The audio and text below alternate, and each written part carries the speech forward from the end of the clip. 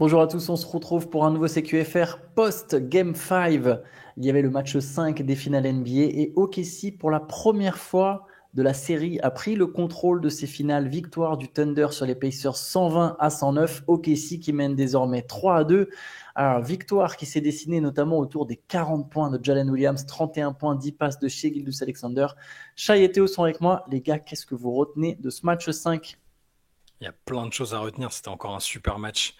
C'est encore un match dans lequel on a cru que les Pacers étaient immortels, étaient capables de revenir à 2 points à un moment dans le quatrième quart-temps. Mais ce que je retiens, c'est surtout des performances individuelles et des contre-performances individuelles. Ce que tu as évoqué, Jalen Williams, c'est un match extraordinaire qu'il a fait. En attaque, la variété avec laquelle il a mis ses 40 points. Il a répondu, c'était déjà le cas dans ses playoffs, il a répondu aux interrogations sur le Thunder. Est-ce qu'ils ont une deuxième star suffisamment forte? Est-ce que lui est de ce calibre-là? Bon là, sur ce match-là, je veux dire, il a été extraordinaire en attaque, en défense. Pour autant, Shai Gilgeous-Alexander a été très bon aussi. Je pense qu'on en parlera un petit peu en détail aussi après, mais je retiens que le Thunder, à nouveau, semble avoir pris le dessus psychologiquement et à jouer le basket qu'il espérait jouer au début de la série, avec parfois des résultats qui ont été plus contrariants, mais je retiens ça. Je retiens Jalen Williams, match fantastique. Tyrese Haliburton, dont on parlera après, malheureusement, qui s'est blessé et qui est passé à côté de son match par la force des choses. Mais ouais, OKC, je retiens qu'OKC est à une victoire du titre de champion, notamment grâce à une performance extraordinaire. Oui, comme tous les matchs de cette série, c'est des matchs extrêmement riches. Il y a vraiment plein de choses à en retirer. Mais comme toi, en fait, Shai, j'ai l'impression que ce match, c'est un petit peu. Il est à l'image de ce que j'imaginais que OKC ferait dans cette finale NBA dès le début, en fait. C'est vraiment le visage. Je pense qu'on s'attendait à les voir arborer tout au long de la série. Ils ont dominé en fait du début à la fin, j'ai trouvé, dans le contrôle du rythme de l'activité. Comme tu l'as dit, les Pacers sont revenus à plusieurs reprises. C'est une équipe qui sait pas se coucher en fait. Ils savent vraiment pas se coucher jusqu'à la dernière seconde, ils reviennent. En tout cas, ils essaient de revenir. Le match de Jalen Williams, comme tu l'as dit, extraordinaire. Ce qui est vraiment intéressant, je trouve, c'est que de match en match, on le voit progresser et on le voit en fait arriver à maturité au fur et à mesure des tours qui sont passés dans ces playoffs et au fur et à mesure des matchs de cette finale NBA. C'est lui qui a donné le ton, en fait, j'ai trouvé. Enfin, SG a été excellent, mais je trouve vraiment que c'est Jalen Williams qui a donné le ton dans le rythme, dans l'agressivité vers le cercle, du début à la fin. Ouais. Voilà. On va revenir sur le détail de ce qui s'est passé dans ce match-là, mais en gros, j'ai trouvé que c'était un match vraiment contrôlé de bout en bout par OKC. Jalen Williams, d'ailleurs, il a été bon à peu près dans chaque carton, en fait. Dans chaque moment clé, il a été bon au début, il a été très bon après que Indiana soit revenu à 2 points. C'est lui aussi qui relance un peu le Thunder quand Indiana revient à 95-93. C'est à 8 minutes 40 et quelques de la fin du quatrième carton. Jalen Williams finit fort aussi ce match. Il a commencé fort, il a terminé fort, il a été bon à chaque moment. Je suis content, ça fait un moment, moi, que je suis dans le train de Jalen Williams. Personnellement, c'est un joueur que j'aime beaucoup. Je le trouve beau à voir jouer en plus d'être fort. Il est complet et je te rejoins, il arrive à maturité. En fait, je pense surtout qu'il prend confiance. En fait. Moi, c'est ça mon impression. J'ai l'impression que Jalen Williams, à chaque tour, il se rend compte à quel point il peut faire la différence face à n'importe quel adversaire, n'importe quel rythme, n'importe quelle défense, et qu'il y a une prise de conscience de tout ça, qu'il y a du coup une montée en puissance, ça rejoint une forme de maturité aussi, je pense, euh, chez Jalen Williams. Et ouais, je suis d'accord. Alors, Shea a été bon, hein, mais Jalen Williams a vraiment donné le ton dans ce match. Lui et Isaiah Hartenstein, je me permets de le passer, de le citer dès maintenant. En fait, je trouve qu'Isaiah Hartenstein, si tu regardes juste sa feuille de stats, si tu lis juste le box score sans faire gaffe, alors tu vois 4 points, 8 rebonds, 4 passes, tu dis 8 rebonds, 4 passes, c'est pas mal, mais ça te parle pas des masses, tu vois. Et j'ai pourtant trouvé qu'Hartenstein a été super précieux, et notamment au début avec sa défense, son jeu de passe, sa connexion avec Williams d'ailleurs. Les deux se sont très bien trouvés à plusieurs reprises. Et je l'ai trouvé aussi très bon. Mais oui, Jalen Williams, c'est les individualités d'OKC. Alors le collectif d'OKC est très fort, mais les individualités d'OKC, c'est ce que tu avais commencé à dire, Shai. Euh, on le répète souvent, le basket c'est un sport collectif, les Pacers ont un gros collectif, etc., etc. Je ne vais pas résumer la victoire d'OKC sur l'individualité, ça serait faux. Il y a plein de choses qui rentrent en compte, comme vous l'avez dit. Mais à un moment, tu te rends compte que quand tu as des superstars ou des stars qui font une différence, ça pèse beaucoup, surtout quand la star adverse, elle, est diminuée physiquement. Là, c'est fait des un match stars parce que Tyrese Haliburton, pardon, excuse-moi, je savais juste de ça. Tyrese Haliburton, du coup, qui s'est blessé apparemment, qui a aggravé une blessure dans le premier quart-temps, il finit avec 4 points, 0 sur 6 au tir. Il n'a pas mis un panier. Il n'a pas mis un panier, mais oui, il y a aussi que pour Jalen Williams, donc les stars sont là hein, avec Shai. Ça a été les deux ont fait un très bon match, mais elles se font confiance en fait. Et Shai fait confiance à Jalen Williams et l'a alimenté aussi. Ils l'ont laissé monter en puissance pendant le match et ils lui ont permis aussi de marquer ces points-là. Moi, je lui ai trouvé une facilité dans l'attaque du panier, dans la variété de ce qu'il était capable de faire en attaque, que je soupçonnais pas forcément déjà quand il arrivait en NBA, évidemment, parce que c'était pas un joueur qui était ultra sur les radars quand il arrivait. Mais là, il est en train de... En fait, ça me fait penser un petit peu, toute proportion gardée, à ce qu'on a pu voir avec Jaylen Brown l'année dernière avec Boston, où il est vraiment... il a passé un cap, mais là, c'est presque encore plus spectaculaire, parce qu'il est un peu plus jeune aussi et que c'est pas exactement le même joueur. Ce qui m'a impressionné aussi au-delà des individualités, parce que donc Shai fait un très bon match, hein, peut-être un peu moins adroit que d'autres fois. Il shoot à 9 sur 21, je crois. Par contre, il fait 10 passes, il fait 4 contres. Il a été hyper précieux défensivement, même à la fin pour décourager les Pacers de revenir à un moment. Il a fait des actions défensives de grande qualité. Mais tu parlais du collectif, j'ai été encore... c'est époustouflant de les voir sur certaines séquences du match, et notamment sur les fameuses séquences où on dit que ça compte, enchaîner, forcer les pertes de balles, réussir des interceptions. Quand t'as et Caruso, et Dort, et Shai, et Jalen Williams qui sont sur le terrain en même temps, je trouve que c'est irrespirable en fait. Il t'étouffe et il t'empêche de t'exprimer. On a vu Nembhard 2-3 fois être complètement lever les bras, je sais pas quoi faire face à la défense qui était proposée. Et c'est à nouveau leur force. Ils provoquent 15, ils font 15 interceptions et ils provoquent une vingtaine de pertes de balles encore. Je trouve que ça aussi, ça a fait la différence. En fait, je trouve que effectivement, les individualités d'OKC sont montrées, mais elles se sont mieux montrées dans un concept collectif que sur les matchs qu'ils ont perdus. C'est-à-dire qu'il y a eu un peu à la fin de la part de SGA où la balle a recommencé à coller un peu aux mains, où il y avait moins de rythme et la balle circulait plus trop. Mais ce que j'ai beaucoup aimé, moi, dans le match de Jalen Williams, et c'était déjà le cas dans le match précédent, c'est qu'il a changé sa sélection de tirs. Sur le début de la série, il prenait beaucoup de tirs en mid-range en début de match avec peu d'efficacité. Et là, ça fait 2 matchs qu'il attaque le cercle férocement, j'ai envie de dire, du début à la fin. Même à la fin du match précédent, il prend 2 drives, dont un où il fait une chute, il fait une très grosse chute, il se relève tout de suite. Et là, à nouveau, du début à la fin, il a attaqué le cercle vraiment avec toutes les qualités athlétiques qu'il caractérise. Et je pense que c'était une manière de se remettre en confiance et c'est aussi une manière d'être ultra efficace, quoi. Et je sais qu'on avait été surpris un petit peu en regardant les commentaires au sujet de la question du nombre de coups de sifflet au match précédent. Honnêtement, on va pas revenir sur le match précédent, mais les coups de sifflet qu'ont eu OKC, parce qu'ils ont été beaucoup plus agressifs vers le cercle, et Jalen Williams au premier chef, et là c'était le cas à nouveau. Et juste pour rebondir sur ce que tu disais au sujet d'Isaiah Hartenstein, Antoine, je te rejoins complètement. Ils ont à nouveau commencé en mettant les deux grands ensemble, et j'ai trouvé que ça marchait beaucoup mieux parce qu'à la grande différence du match précédent, où finalement sur le début de match ça n'avait pas été si impactant que ça, ils ont eu la balle en fait. Et ce que tu disais sur le playmaking d'Hartenstein, c'est tout à fait vrai. Il a eu plus souvent la balle en main, et j'ai beaucoup aimé la manière dont OKC a attaqué le match, à la fois dans le rythme, dans l'intensité, mais aussi dans les intentions, où finalement sur les premières minutes du match, c'est même pas Shai qui monte la balle. Il est un petit peu off the ball et du coup la balle elle est dans les mains de Jalen Williams, dans les mains d'Hartenstein, dans les mains de Chet aussi. Et il y a une stat moi que je trouve vraiment importante, c'est qu'au bout du compte les Pacers ont remporté la bataille du rebond, ils prennent 5 rebonds de plus que le Thunder, mais c'est le Thunder qui remporte la bataille du rebond offensif.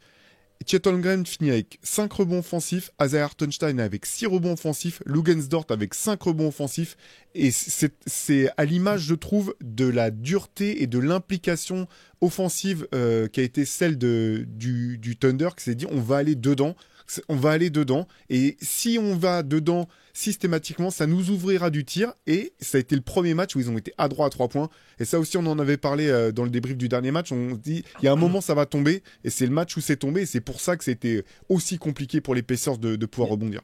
Mais dès le début, enfin, au bout de quelques minutes, ils avaient déjà mis plus de paniers à 3 points que sur le match précédent, en fait, avec Kayson Wallace, Aaron Wiggins, qui ont été très très bons au début du match et très adroits. C'est fou, ils se sont libérés de ce point de vue-là, alors que ça avait été un gros point noir sur le match précédent. Ouais, l'adresse à 3 points. Alors qu'à l'inverse, les Pacers, eux, n'ont toujours pas. Ils finissent à 11 sur 30, hein, c'est 36%, c'est correct, mais on l'a dit, sur les 3 premières séries de playoffs, Indiana, ils sont à 41%. Et ils ont besoin de maintenir ce pourcentage sur la série pour avoir une chance de gagner ces finales. Et je crois qu'il y a un match où OKC avait été adroit, mais je crois que c'est un match où ils perdent. Et je crois que sur les finales, là, les deux équipes, c'est OKC qui est je crois que même Indiana n'est pas aussi adroit qu'OKC à 3 points, ce qui montre à quel point. Ouais, OKC est à 38 après ce match-là. Donc forcément, là, ils ont fait OKC, comme tu l'as dit Théo, ils ont été très adroits, ils ont fait 43%, quasiment 44%. Donc sur ces finales, Indiana n'est qu'à 36% à 3 points. Et ça fait une grosse différence. Hein. Il y a eu pas mal. Si Indiana avait maintenu ne serait-ce que, je sais pas, il faudrait faire le calcul, mais là, on prend un 40% hypothétique sur chaque match. Là, les 5 premiers matchs des finales, on met Indiana à 40% à 3 points. Même ceux où ils sont au-dessus, on les baisse à 40%. Je pense qu'Indiana se retrouve au contrôle de cette série si Indiana avait rentré 40%. Alors, c'est un énorme si, c'est très bizarre comme procédé, mais les Pacers n'arrivent pas à retrouver leur adresse et ça s'explique aussi beaucoup en partie parce que vous avez parlé, ce dont vous avez parlé, c'est la défense du Thunder qui provoque énormément de pertes de balles. Si Indiana finalement ne conclut pas son comeback, c'est aussi parce qu'il y a des pertes de balles dans ce quatrième quart-temps. Il y a des pertes de balles dues à des petites erreurs. Je repense à une passe de Nembhard qui est un peu forte, mais aussi ces petites erreurs, des fois, elles viennent du fait que tu sais qu'il va y avoir la pression défensive et du coup, tu te précipites un petit peu. Et puis, il y a des pertes de balles où c'est une forte pression sur le porteur de balle, justement. 22 turnovers quand même pour Indiana contre seulement 11 pour OKC. C'est une grosse différence statistique.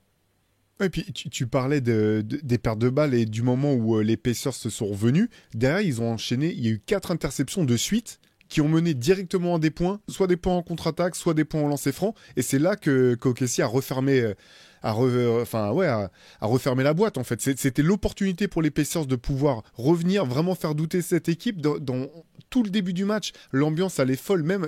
Franchement, c'est rare que ça soit à ce point palpable quand on regarde les matchs à travers l'écran. Et ce moment-là, tu sens qu'il commence à y avoir le moment de fébrilité où il n'y a plus trop de bruit. Les Pacers reviennent et ils l'ont fait à tellement de reprises que tu dis est-ce qu'ils vont réussir à aller rechercher ce match-là comme ils l'ont fait au Game 1 ? Et derrière, à nouveau, la défense incroyable. Caruso, Shea en vol 2 aussi de suite, si je ne me trompe pas. Et c'est là que le match se joue. Et c'est vrai que là... Je sais pas à quel moment on va parler d'Haliburton parce qu'effectivement son rôle est important. Il a dû sortir plus tôt pour retourner au vestiaire pour se faire soigner. Il est revenu, pas tout de suite. Ensuite, il a quand même joué, je sais plus, son temps de jeu était pas ridicule du tout. Minutes. Il a quand même joué, il joue 34 minutes. 34 minutes et il a distribué quand même des très belles passes décisives. Tu sens que c'est un créateur hors norme, quoi. Il y a 2-3 passes décisives qu'il lâche sur attaque placée. Tu dis, il n'y a pas un autre joueur des Pacers qui peut l'apporter, mais il n'a pas pu continuer à porter autant la balle qu'il le fait. Il n'a pas pu continuer à créer autant. Et derrière, face à cette défense du Thunder, quand elle est aussi agressive, c'est trop dur en fait. C'est là que tu vois que c'est comme ça qu'ils ont détruit toutes les équipes qui se sont retrouvées sur leur passage durant la saison. C'est qu'en fait, si ton meilleur joueur est ton porteur de ballon et que c'est Tyrese Haliburton et qu'il n'est pas à 100%, ça devient trop dur pour tout le monde et la pression défensive était dingue. C'est pour ça qu'il faut aussi quand même saluer ce qu'ont réussi à faire les Pacers sans un Haliburton à 100%. Ils l'ont dit après, hein, Rick Carlisle a dit évidemment Tyrese n'est pas à 100%, et puis il suffisait de le voir, même le langage corporel, tu sentais que parfois il était un peu gêné. Il y a des phases, des séquences où il s'est vachement fait exploiter en défense, où il avait du mal à réagir, tu sentais que sur les appuis c'était compliqué. C'est pour ça qu'il faut saluer ce qu'ont fait les Pacers encore, de réussir à revenir. Il y a Siakam qui a un énorme passage, c'est lui qui les fait revenir à 2 points, qui fait un très très bon match. 28 points, 9 sur 15, 3 sur 6 à 3 points. Il y a les passages encore et toujours de TJ McConnell qui est incroyable. C'est toujours aussi bluffant. Ouais. Il met 18 points en sortie de banc, une activité, des passes, des interceptions. Il est toujours, ce mec, il est incroyable en backup. Au niveau des meneurs, il n'y en a pas beaucoup des comme lui, honnêtement. Et voilà, malgré ça, Indiana arrive à rendre le match compétitif. Ils sont à moins 18 à un moment.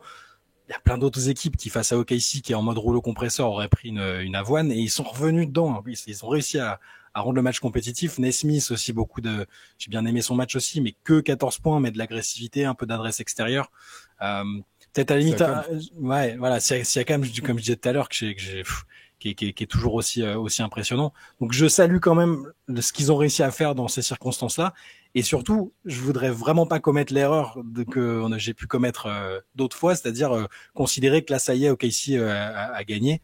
Je trouve qu'ils ont mérité, les Pacers ont mérité le droit qu'on les imagine réagir à nouveau à domicile. Ça va dépendre de ce qu'on a dit sur Tyrese Haliburton, parce que sans être à 100%, il a beau avoir un ADN clutch, il a beau être un playmaker d'exception, c'est très difficile face à une défense aussi agressive qui a réussi à exploiter le fait qu'il était diminué aussi. J'ai trouvé que c'est justement McConnell qui lance en fait le comeback des Pacers. J'ai l'impression que c'est le troisième carton, c'est le carton, le seul carton qui gagne. C'est le seul carton remporté par les Pacers. Et j'ai eu le sentiment que c'est le carton où les Pacers ont trouvé à un moment quelque chose qui fonctionnait bien. Ils ont attaqué le cercle via McConnell, énormément de drive et ils ont mis je ne sais combien de points dans la raquette. J'ai pas la stat exacte, mais j'ai l'impression qu'il y avait beaucoup de paniers dans la raquette à ce moment-là, et notamment sur des drives de McConnell. Tu l'as dit, terminé avec 18 points. Et que le début du quatrième quart-temps, finalement, c'est juste le prolongement de ce troisième quart-temps. C'est comme si le quatrième quart-temps, il avait vraiment commencé à 9 minutes dans la fin, quand Indiana est revenu à 2 points et que là, OKC a re-enclenché tout un truc défensif. Siakam, en plus de ses 28 points d'ailleurs, 6 rebonds, 5 passes, 3 interceptions, 2 contres. Lui aussi, dans le début de quatrième quart-temps, il se dit, allez, il faut vraiment que là j'y aille. Il y a des possessions qui jouent un peu solo, hein. Même le 3 points d'ailleurs où il revient à 2 points. Ce 3 points, c'est sur une passe, il tire direct, il a un mec devant lui. Je dis pas que c'est un mauvais tir, tu vois, mais tu sens qu'il s'est dit non, il faut que ce soit moi qui prenne les responsabilités. Après, je sais pas, voilà, si vous voulez reparler d'Haliburton, le plus flagrant pour moi, c'était ça. Alors, le problème, c'est que c'est arrivé qu'il ne le fasse pas quand il n'était pas blessé. Mais là, clairement, on peut se dire qu'il a été diminué quand qu'il a été physiquement diminué. Mais c'est le manque d'agressivité du coup vers le cercle et du coup l'incapacité à créer des décalages si c'est pas Haliburton qui est vraiment très percutant balle en main. Et ça, là, tu sens que s'il n'a pas les jambes, il est blessé au mollet. Si je dis pas c'est le mollet, c'est le mollet. Ouais. En fait, il pouvait pas franchir. Ouais, c'est ça, tu peux pas accélérer. Il pouvait pas franchir le défenseur. Et en plus, vu les défenseurs que c'est, déjà, quand t'es valide, c'est compliqué. Mais là, il pouvait plus franchir. Du coup, en fait, ça éteint quasiment l'intégralité de son jeu offensif parce qu'en fait, il peut pas franchir pour fixer donner. Il peut pas franchir non plus pour aller scorer. Et derrière, c'est pas une critique en fait, mais son bagage offensif est pas suffisamment développé et large. Sa palette offensive est pas suffisamment large pour qu'il puisse exister face à une défense comme ça. Alors effectivement, peut-être ce qu'on peut reprocher, c'est c'est difficile en fait, parce que il y a un côté où tu peux dire bah non, il aurait dû trouver le moyen d'aller sur la ligne des lancers francs en restant agressif et en provoquant des fautes, mais c'est pas vraiment son jeu en fait. C'est pas vraiment son jeu. Et donc, je suis curieux de voir en fait quelles vont être les réactions après ce match-là, si ça va être anglais sur il a disparu, si ça va être anglais sur il était blessé, je sais pas du tout. Moi, j'ai le sentiment bien sûr, il doit avoir des regrets. Tu peux toujours te dire, même blessé, j'aurais pu faire mieux.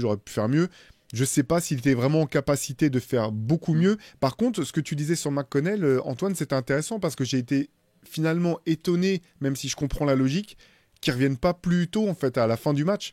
Parce que après, je comprends la logique de dire bon bah non, on fait confiance à nos starters qui nous ont emmenés jusque-là, donc on va finir avec Nembhard et Tyrese Haliburton.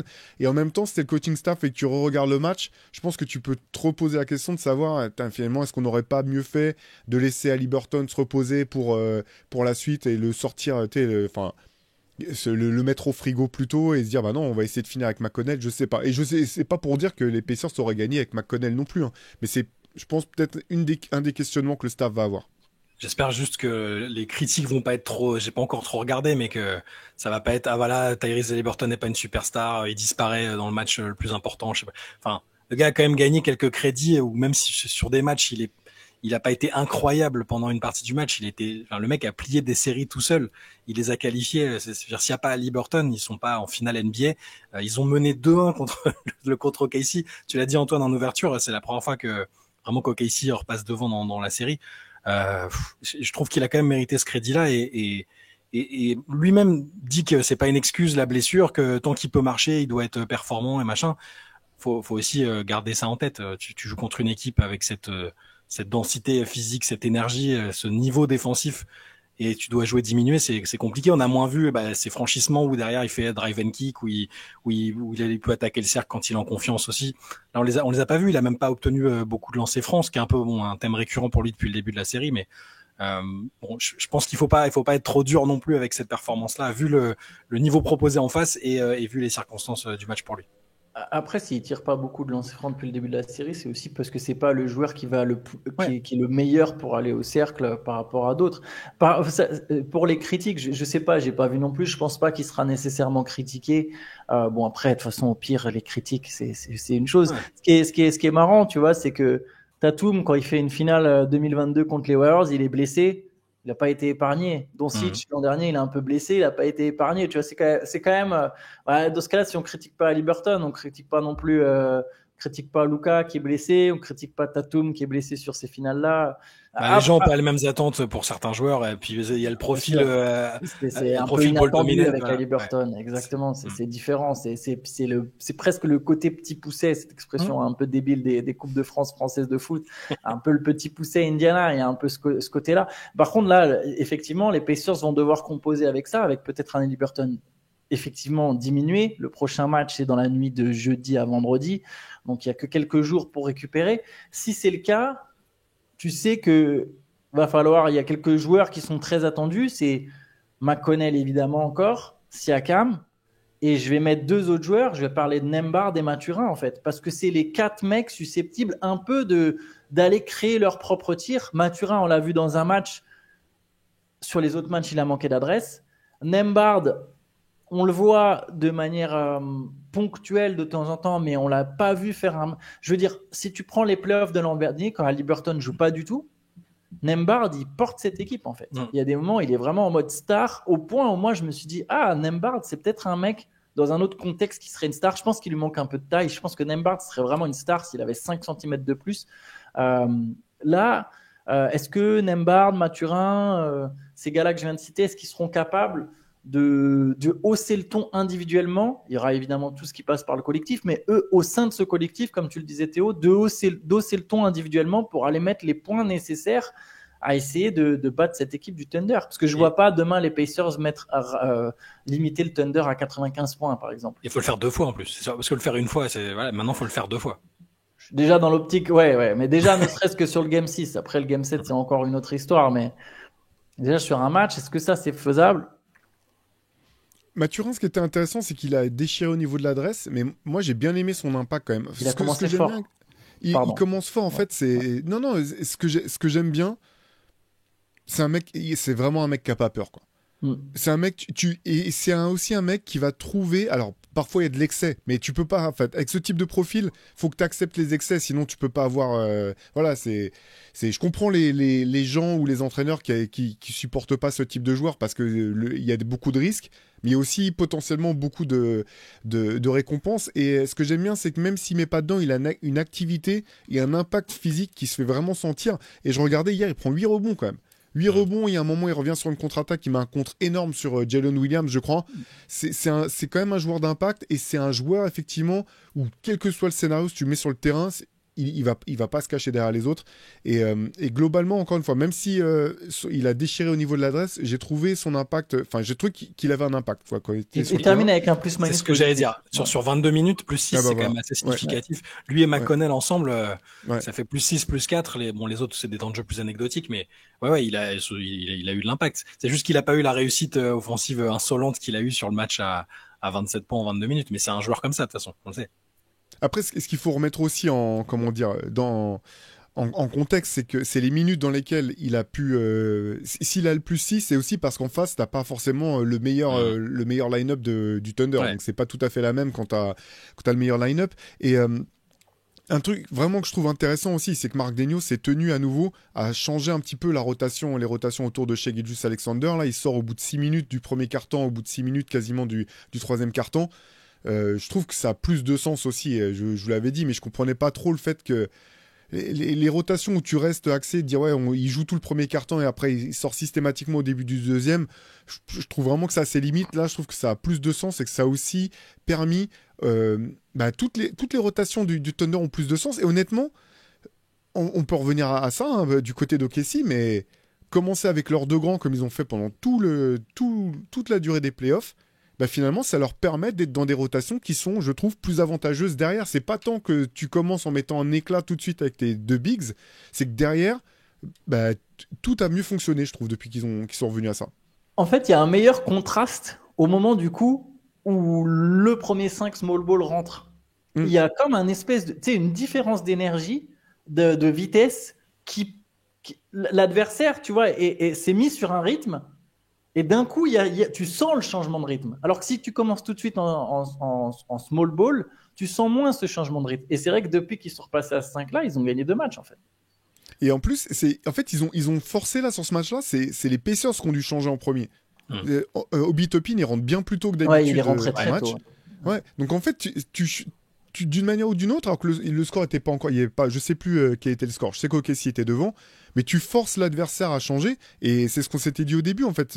OKC ils peuvent tout faire en fait. Ils peuvent, dans l'absolu, sur le papier, tu dis ils peuvent faire tout ce que font les Pacers, mais peut-être le faire en mieux. Et en plus, ils ont d'autres options en plus. Et le fait de commencer avec leurs deux grands, ils forcent les Pacers à changer. Et derrière, ils peuvent s'adapter et ainsi de suite. Et j'aurais voulu dire quelques mots de Chet Holmgren. Parce que j'ai vraiment trouvé son match extrêmement intéressant. Je continue de croire énormément en ce joueur parce que il déchire au niveau de l'adresse. Il rate énormément de choses qui sont vraiment de son registre. Mais par contre, c'est vraiment, vraiment un battant et il a eu un impact jusqu'au bout. Et à la fin, malgré sa maladresse, il y a une séquence là où il est au contre, au rebond. Ouais. Il réattaque le cercle, il rate, il revient, il refait une interception. C'est vrai, il est à l'image en fait de cette équipe du Thunder où les mecs, finalement, il y a ce côté un peu impassible, mais c'est vraiment, vraiment débattant. Et j'ai trouvé que par son activité, par le fait de rien lâcher, de revenir défendre, protéger le cercle, en fait, j'ai trouvé qu'il avait fait un excellent match, alors que finalement, il déchire complètement au niveau de l'adresse. Mais ce qui est intéressant, c'est ça, c'est qu'il a, en plus, il a une marge de progression évidente, Holmgren. Il sera meilleur en attaque à un moment, il trouvera une meilleure adresse.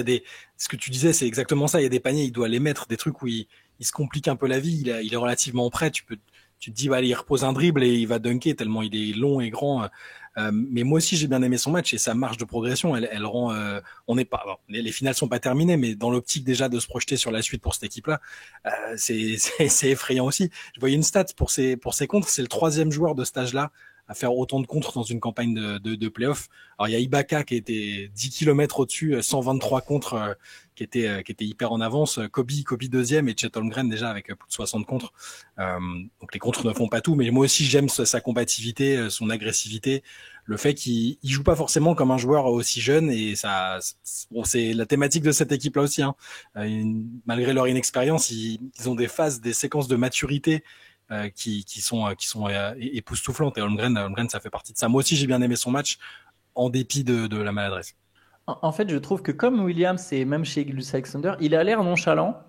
Et en fait, non, il a vraiment un vrai moteur. C'est ça aujourd'hui son point fort, c'est sa taille, son moteur. Et ça, c'est un truc, c'est intangible. Tu sais que ça va rester. Parce que je trouve qu'Holmgren, il manque un peu de toucher, tu vois, près du cercle. Il manque un peu. Il y a quelque chose, je sais pas si toucher est le bon mot. J'avais déjà employé ça pour Şengün. Je savais pas exactement quel est le bon mot, mais il manque un petit truc, tu vois. Alors encore plus que Şengün, lui, pour le coup. Il manque un petit truc près du cercle. Il manque sans doute un peu de gab. Mais par contre, ça, c'est des choses qu'il peut acquérir. Alors que le moteur, tu vois, tu l'as en toi ou pas, quoi. Il y en a, j'imagine, qui le développent, mais c'est un peu comme Cooper Flagg. Tu sais que Cooper Flagg, en fait, son moteur, il est là. Sa taille, elle est là, et c'est des trucs qui resteront. Et du coup, peut-être qu'il a pas le meilleur shoot ou pas le meilleur dribble, etc. Mais ça peut s'acquérir. Et Holmgren, c'est comme t'as dit, Shai, quoi. C'est que tu te dis, si en plus il est dans une équipe qui développe bien, tu finis par éventuellement finir par progresser, ouais, et passer des caps en attaque. Et là, alors je vous donne ses stats. Du coup, effectivement, il est à 4 sur 15, mais il fait 9 points, 11 rebonds, 3 contres. Et comme vous, j'ai trouvé que dans l'activité, en fait, il se bat du début à la fin. Et t'as besoin d'avoir des grands qui se battent. Ça donne une espèce d'énergie quand tu vois que tes grands sont pas juste patos. Il est dans le mood du Thunder, dans l'esprit de cette équipe, et clairement, il y a une belle marge de progression. Ouais, tu parles de ses mains à la finition et il y a aussi quelque chose qui va simplement venir avec l'âge en fait, c'est la solidité sur les derniers appuis parce que c'est il est très grand, très fin et il y a encore des moments où il se fait bouger, où il n'arrive pas à se resituer suffisamment bien pour pouvoir finir avec ce qu'il sera capable de faire et ça j'ai aucun doute sur le fait que ça vienne avec le temps, avec un travail de renforcement musculaire et juste en fait en prenant de l'âge et il y a aussi un autre élément, c'est qu'en fait il joue dans une équipe qui est tellement forte que rien n'est vraiment fait pour son jeu à lui. Et par exemple, il n'y a jamais d'isolation, enfin d'entrée de jeu où on lui donne la balle au poste haut en fait, et derrière on s'écarte et on joue autour de lui comme les Mavs pouvaient le faire avec Dirk Nowitzki à l'époque, comme ce que je pense les Spurs vont faire à terme avec Victor Wembanyama, parce que pour l'instant il n'y a pas besoin de ça. Pour l'instant c'est Shai, ta machine. C'est lui le joueur le plus efficace à ce poste-là, au niveau des elbows, de la ligne des lancers francs, etc. Donc tout est organisé autour du jeu de Shai. Par contre, pour l'avenir, tu te dis c'est hyper intéressant parce qu'à mesure que Shai peut-être commencera à sortir de son prime, il y a tout un pan du jeu de Chet Holmgren qui pourra être développé, que ça soit sur du jeu poste bas, en reculant sur des fadeaway ou au niveau de la ligne des lancers francs. Et comme tu le dis Antoine, ce qui est intéressant, c'est de voir que ce mec-là, peut-être qu'au moment où ça sera sa responsabilité de porter plus une plus grande part des responsabilités offensives de son équipe, la partie cœur, la partie activité, le fait de pas se démobiliser parce que tu as raté tes points, mais d'aller compenser en allant au rebond ou d'aller défendre, ça, il l'aura déjà en lui. Et ça, moi, je trouve que ça, c'est de l'or parce que c'est limite quelque chose, tu peux pas le coacher, en fait. Je sais, ça s'apprend pas, en fait. Ou tu l'as pris au fur et à mesure du temps, mais si tu arrives à ce niveau, c'est trop tard, en fait. Tu vois, tu vas pas transformer un mec à ce moment-là de sa carrière. Et ça, je trouve que ça n'a pas de prix au bout du compte. Est-ce qu'il y a quelque chose... qui a deux saisons NBA, quoi. C'est ça qui est fou. Ouais. La jeunesse du Thunder, c'est inédit de toute façon, une équipe qui est à ce niveau-là. C'est vrai que Jalen Williams, pareil, hein, ils ont été draftés la même année. Holmgren et Williams, du coup. Non, ils ont eu leur saison rookie ensemble, mais ils sont à un an d'écart. Saison rookie ensemble, voilà, c'est ça. Chet est drafté. Ouais. Donc, oui, Cason Wallace est sophomore, Jalen Williams, 3e année, et Holmgren est considéré comme un sophomore aussi, du coup. Ouais, il a fait saison blanche sur la première et puis là sur cette saison régulière là, il a pas joué beaucoup. 3e année, il est pas sophomore du coup, Holmgren. Qu'est-ce que je raconte? Ouais, 3e année. C'est la 3e. Mais non, il est comme Wembanyama, donc il est sophomore. Oui, il est sophomore. Ouais. C'est juste qu'il a été drafté. Voilà. Donc ils ont bel et bien été draftés la même année. Alors en fait, Williams et Holmgren, ils se sont draftés la même année. C'est des mecs qui arrivent en même temps, sauf que Williams il commence un an plus tôt. C'est ça. Okay, mais les mecs sont très jeunes, quoi. C'est fou d'avoir cette maturité, cette capacité à saisir les événements. C'est ce dont tu parlais souvent, Théo. C'est saisir le moment, comprendre. Je pense qu'il y a eu un shift on en parlait un peu dans le débrief de samedi. C'était aussi l'impression de Fred. Il y a eu un shift dans les 3 dernières minutes du game 4. Voilà, OKC se retrouve au contrôle de la série. On aura un Game 6. Du coup, on a commencé déjà à en parler. Qu'est-ce qu'on peut attendre pour ce Game 6? On a commencé à parler de comment Indiana peut réagir. Qu'est-ce que vous aimeriez voir? Qu'est-ce que vous attendez à voir pour ce Game 6? Oui, on attend forcément une réaction des Pacers à domicile. Ils sont super chauds à jouer quand même. Là, j'ai la petite inquiétude de la santé de Tyrese Haliburton. L'inquiétude aussi, même si c'est injuste vu ce qu'ils ont montré en termes de ressources mentales et psychologiques des Pacers, qu'ils aient un peu pris un coup sur la tête en se disant on est passé très très près de mener 3-1 quand même. Ils sont vraiment passés pas loin de ça et donc d'être à un match de gagner le titre NBA. J'espère qu'ils auront encore les ressources pour que ce soit un match très très disputé. Égoïstement, moi je veux bien un match 7, hein. Je sais que vous pensez que je veux qu'OKC gagne parce qu'il y a un mec qui a le même prénom que moi, mais c'est pas forcément ça. Je veux que cette série se poursuive. J'aime le niveau de jeu qui est pratiqué, les deux styles des équipes. Donc je veux voir Indiana réagir à nouveau à domicile et qu'on ait une belle bataille et peut-être même un match 7. Après, j'ai quand même l'impression, à nouveau, mais je l'ai déjà dit d'autres fois et ça s'est pas confirmé, qu'OKC semble quand même avoir pris le dessus. Ouais, moi aussi j'aimerais bien un match 7 parce que là, moi je me régale pendant ces finales NBA. La question de la santé de Tyrese Haliburton, elle est quand même assez centrale pour les capacités des Pacers à pouvoir aller prolonger la série.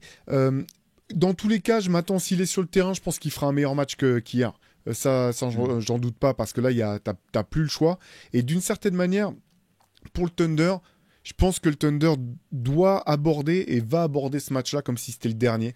Parce que ils ont déjà raté une grosse opportunité sur le match 1 et ils ont réussi à sortir une grosse épine du pied. Ils sont pas passés si loin que ça, comme tu l'as dit, Shai, de se retrouver mené 3-1. Donc tu dois essayer de clore cette série à Indiana. Si t'es le Thunder, tu peux pas simplement dire bah c'est pas grave si on perd ce match-là, on rentre à la maison. Et moi je m'attends à une énorme défense et une énorme intensité dès la première seconde. Ouais, je pense que c'est vraiment ça sur quoi on peut s'attendre. Et si t'es les Pacers, c'est fou hein, quand ils reviennent à -2 là. Après la défense du Thunder est excellente, mais je trouve ça assez intéressant de voir comment ces deux équipes finalement qui ont une vraie identité, une vraie personnalité, et elles sont pas si éloignées que ça l'une de l'autre au bout du compte. Si tu regardes par exemple alors là, Carlisle il pète un câble dans le premier quart-temps pour mettre la pression sur les arbitres, mais derrière il y a un moment où ils se prennent un run si vous regardez Carlisle, il est tout le temps ultra zen avec ses joueurs quoi. Ils se prennent un énorme run, il est obligé de prendre temps mort. Et même, on le voit, il applaudit ses joueurs quand ils reviennent. Et derrière, il recolle. Et j'ai l'impression que c'est un petit peu pareil pour le Thunder. Tu vois, Daigneault, il est impassible, même quand il est... Enfin, je sais même pas si j'ai déjà vu se prendre une technique Daigneault, quoi. Il est tout le temps hyper calme. C'est comme ça que les joueurs ont été profilés. Hein. Je pense que c'est pas un hasard si Chet... Alors, pour Chet, il y a aussi le fait qu'Orlando ait choisi Banchero, ce qui était un petit peu la surprise comme durant cette draft. Mais quand je vois Cason Wallace dont tu parlais, Antoine... C'est pareil en fait, j'ai l'impression que tous les joueurs de cette équipe du Thunder, ils ont le même profil quoi, t'es à pas baisser les bras, à continuer à être dans l'activité même s'ils sont pas en adresse et ça c'est fort pour une équipe aussi jeune qui va essayer d'aller clore une série à l'extérieur dans une ambiance très chaude des Pacers. Donc ouais, je pense que j'ai du mal à imaginer un blowout sur le match 6 d'un côté comme de l'autre. Moi, il y a un truc auquel je m'attends un peu. En tout cas, si j'étais Indiana, je prendrais un petit risque. Une fois les premières minutes passées, parce que je pense que celles-là, elles seront très intenses avec de la défense sur l'homme. On va essayer de presser très haut. Si c'est toujours un peu serré, je pense qu'à un moment, Indiana, je tenterais de faire ce qu'ils ont fait. Je sais plus si c'est troisième ou quatrième quart-temps. C'est de faire, pour reprendre les mots de Stan Van Gundy, un putain de mur dans la raquette. Et il y a un moment dans ce match-là, alors le Thunder a fait punir parce que le Thunder a de l'adresse, mais où Indiana, ils étaient juste sur chaque drive de Shea dans l'axe, ils se sont juste fermés complètement, quitte à laisser 8,50 m s'il le faut à Lou Dort ou à Chet Holmgren. Si j'étais Indiana, je pense qu'il y a des moments dans le match 6 là, j'aurais envie que Dort il prenne 12 tirs à 3 points. Vraiment, genre que Dort il en prenne. Alors, au point où Daigneault, en fait, que Dort il en prenne 12, que Chet il en prenne 8, même Cason Wallace, si c'est pas dans le corner, si c'est pas un tir à 3 points dans le corner, Cason Wallace, je le laisserai ouvert. En fait, je veux forcer Daigneault à faire jouer Wiggins et Joe. Sachant que Wiggins est pas mauvais en défense en réalité, et Wiggins c'est tous des bons joueurs, il n'y a pas de bons joueurs au OKC. Mais je le forcerai à changer, genre. Je te laisse tellement tirer, à part évidemment si Dort y met les 3 premiers, là ouais, c'est pour ça que je dis que ma stratégie elle est risquée, c'est là, ça y est, t'es baisé, je le dis comme ça, t'es baisé. Si Dort ou Holmgren ou Cason Wallace y mettent direct les premiers, tant pis, ok, tu t'es pris des points gratuits que t'as offerts. Mais si ça rentre pas, si l'adresse elle est pas du côté d'OKC et OKC n'est pas non plus la meilleure équipe à 3 points, pareil, ça veut dire Jalen Williams, tu laisses aussi potentiellement des tirs à 3 points en spot-up shooter, je lui laisse, je prends le pari de lui laisser à ce moment-là, pareil pour Shea, et si ça rentre pas, je vais me dire, ok, je vais les forcer à changer leur rotation, et là, peut-être il y a un mec que je vais pouvoir exploiter de l'autre côté du terrain, tu vois. Je bouge un peu cette équipe d'OKC à réagir, sachant qu'après, je pense malheureusement, c'est ce qu'on a toujours dit, en fait, il y a trop de solutions au OKC, tu vois, il y a bien un mec parmi Caruso, tous ces gars-là qui va mettre des tirs à 3 points, mais voilà, j'essaierai de faire le pari, de me dire, faut que OKC, ils arrêtent de marquer dans la raquette. Faut qu'ils arrêtent d'avoir des lancers francs. Il faut que leur jeu passe par du tir à 3 points. Je veux qu'OKC prenne 40, 45 tirs à 3 points. Et s'ils ont de l'adresse, je suis baisé. Mais par contre, il y a moyen que je les sorte un peu de leur zone de confort. C'est pas leur jeu prioritaire. Voilà ce que je tenterais si j'étais Indiana. Peut-être à partir du deuxième quart-temps, quoi. Je vais aller me refaire la séquence de Stan Van Gundy, là, tu m'as donné envie. Just form a fucking wall. Ils l'ont fait un moment, mais ça n'a pas marché sur la durée. Ils l'ont fait là un moment dans ce game-là. Ouais. Ça n'a pas marché sur la durée. Il y a trop d'adresses. Même Jalen Williams a mis des spot-up shooters. D'ailleurs, juste après qu'il revienne à 2 points, Williams, je crois qu'il met un panier à 3 points où il est ouvert, il a 5 mètres, tu vois. Et le pire, c'est que la balle, elle part un peu sur la droite. Donc je sais pas s'il a touché avec son pouce. Je ne veux pas faire le spécialiste à ce point. Je ne sais pas exactement ce qui s'est passé, mais la balle part sur la droite, mais elle rentre quand même, tu vois. Donc bon. Voilà. Mais c'est vrai que c'est intéressant et c'est là où le Thunder est vraiment vraiment fort parce qu'en fait cette image du mur là il y a plusieurs ralentis où tu voyais qu'ils arrivaient à le former, à venir à plusieurs, combler les espaces pour empêcher l'accès à la raquette et derrière ressortir pleine vitesse pour venir contester. Dort est trop fort sur ça, il est exceptionnel. Venir contester et je sais pas malgré tout je pense que c'est une vraie bonne option, mais je ne sais pas s'ils sont suffisamment forts finalement au bout du compte, les Pacers, pour pouvoir faire ça. Parce que ce qui est Dort, tu vois, je suis complètement d'accord avec toi sur le volume. C'est-à-dire que si tu veux le laisser en prendre, limite, faut que tu le en laisses prendre plein. Parce que s'il est ouvert, il met dedans en fait. Ouais, il est sur pas la mauvais. saison, il a 40%. Ouais. Il faut un petit peu ce que les Pacers. Je trouve que la différence dans la qualité de la défense du Thunder au fur et à mesure des matchs, c'est que les Pacers ont plus beaucoup de tirs complètement ouverts, quoi. Et notamment Turner, il en a quasiment plus des complètement ouverts. Il est obligé de bouger ses pieds juste avant de recevoir la balle ou juste après avoir reçu la balle, et c'est plus du tout la même réussite. Et là-dessus, je te rejoins encore plus pour Dort ou pour les autres. C'est est-ce que tu es capable, Aaron Wiggins, vraiment de mettre ce 3 points là, mais s'il faut que tu fasses un petit sidestep en plus, ou s'il faut que tu changes un petit peu ta trajectoire de course pour t'ouvrir l'espace à la réception, là oui, mais sinon Dort, franchement, je trouve qu'il est vraiment impressionnant, hein. Je sais plus combien d'années de contrat il lui reste, parce qu'à un moment on disait bon ça peut être, de toute façon si jamais le Thunder veut se renforcer, ça sera peut-être une bonne monnaie d'échange, etc.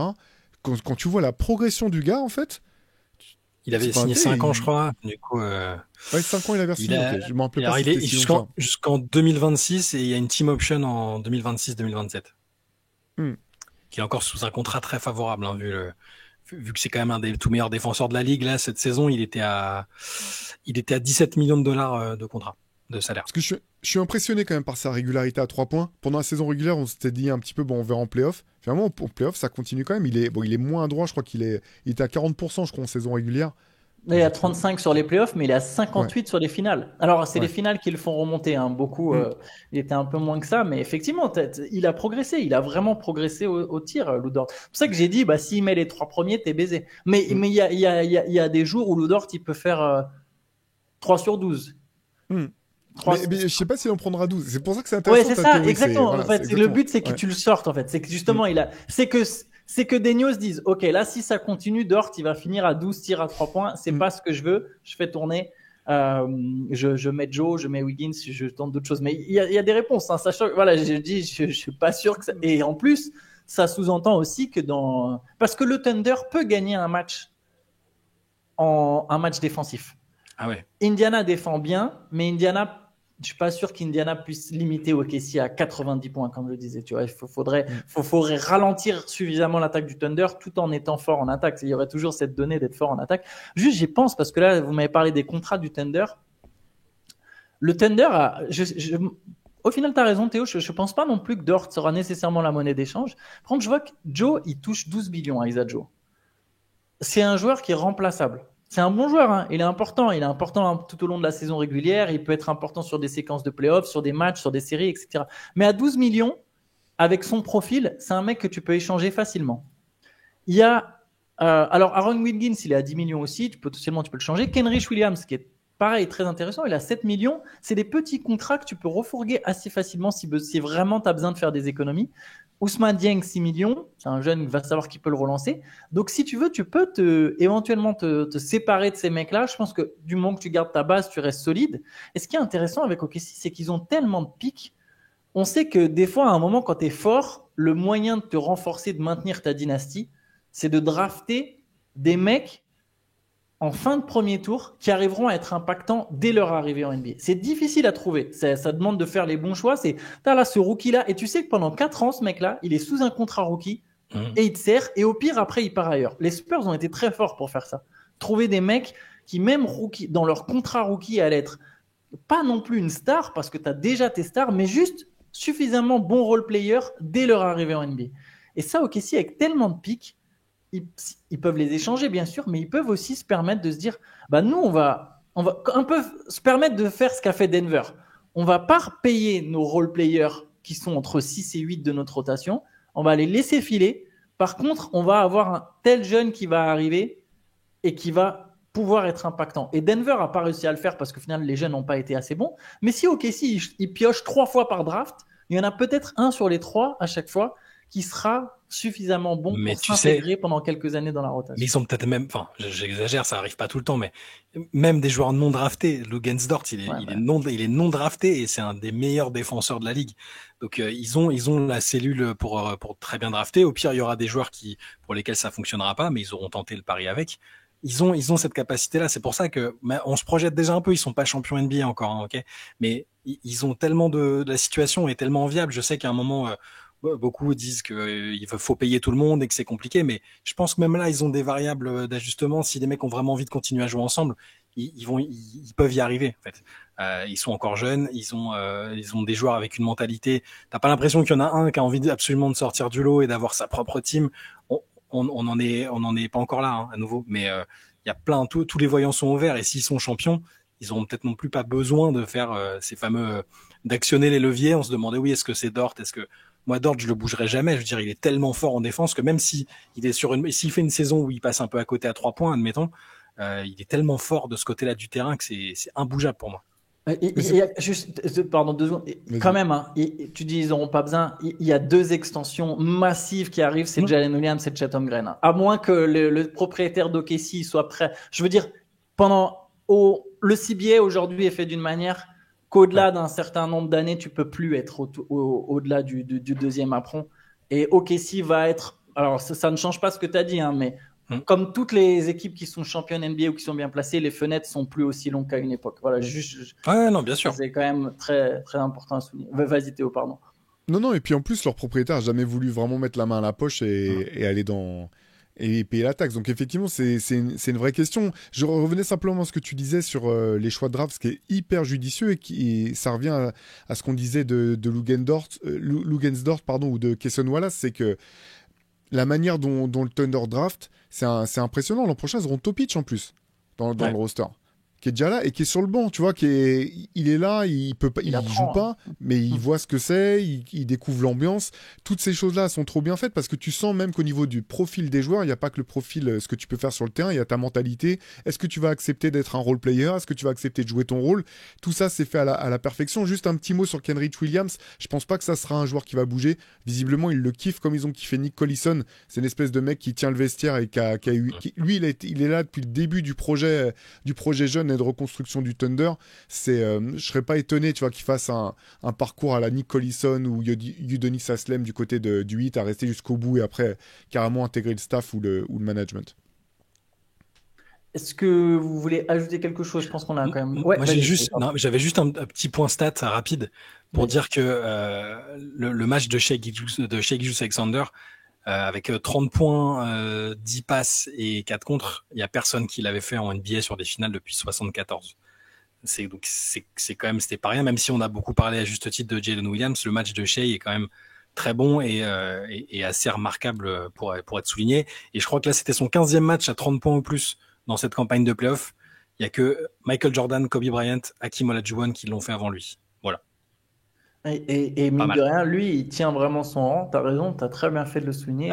Il y a une question, on pourra se poser, si OKC gagne le titre, on pourra se demander qui sera MVP des finales, parce que Jalen Williams fait quelque chose d'énorme.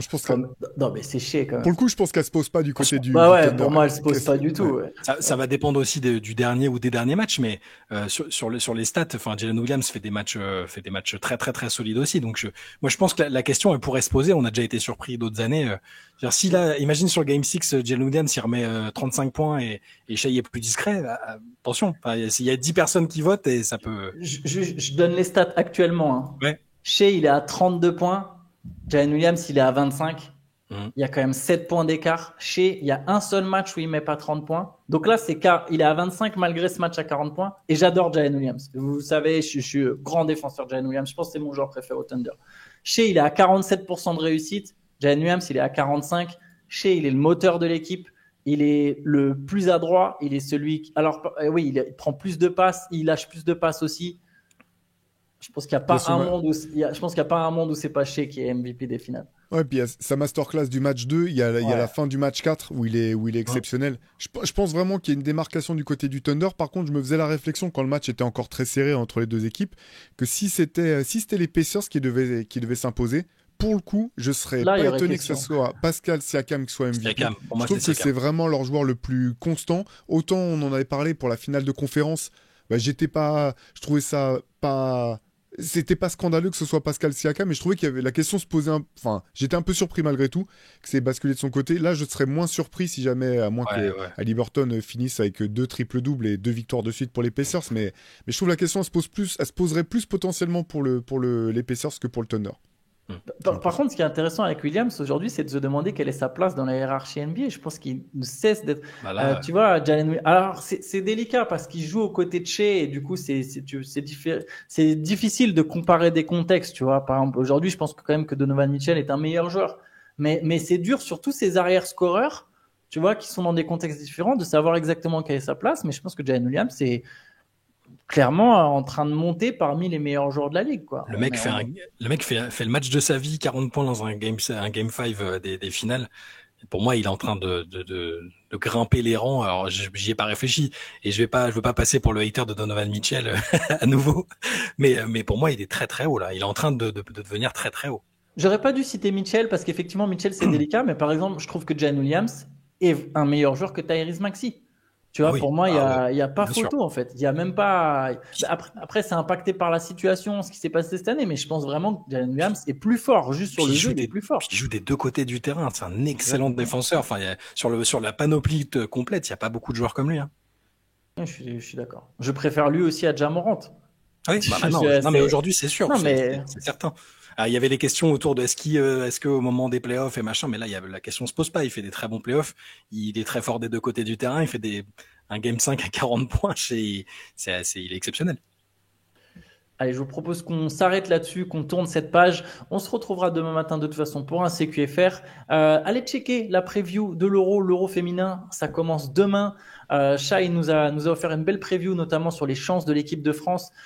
C'est disponible sur la chaîne YouTube. Demain, premier match, il est à 16h20. Shai, je crois que c'est ça. Ouais, 16h30. 16h30, okay. Ouais. France-Turquie, oui. Effectivement, c'est demain. Et je crois qu'en plus, ça passe en clair.